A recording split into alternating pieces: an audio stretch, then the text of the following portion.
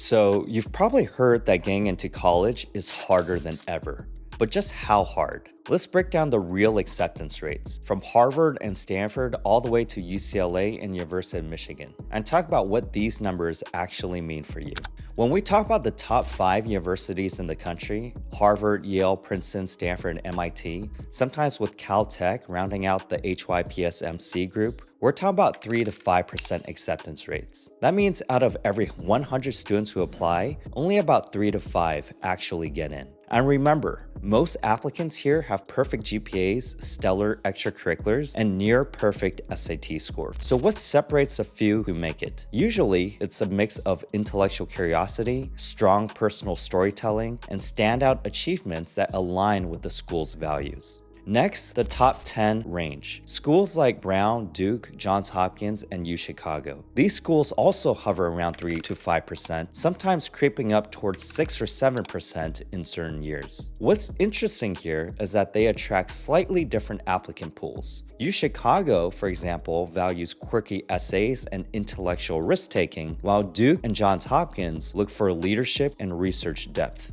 So even with the same acceptance rate range, what each college prioritizes can be very different. Then we move into the top 10 to 20 colleges and universities. Schools like UCLA, UC Berkeley, Rice, and Vanderbilt, where acceptance rates sit around 5 to 10%. But here's the catch. For out-of-state applicants, especially at the UCs, the true acceptance rate can feel much lower. UCLA might publish an 8% acceptance rate, but if you're applying from out of state, your odds could be closer to 4 to 5%.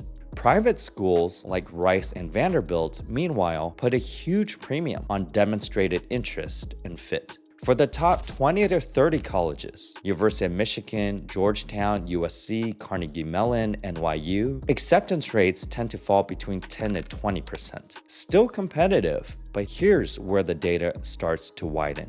At USC, applying early action could dramatically boost your chances. Carnegie Mellon's acceptance rates vary by college. The School of Computer Science might admit only 4%, while the College of Humanities admits 15 to 20%. So one key takeaway is that applying to highly popular or selective majors can be more competitive. Speaking of early applications, here's something most students underestimate. Early action or early decision can multiply your chances by 3 to 5 times. For example, Duke's regular decision acceptance rate might be 5%, but its early decision acceptance rate can exceed 15%. Columbia and Brown show similar patterns. That's why, if you've done your research and have a clear top choice, applying early is one of the smartest strategic moves you can make. Now, regular decision, that's when the competition really spikes. By January, admissions officers have already filled a big portion of their class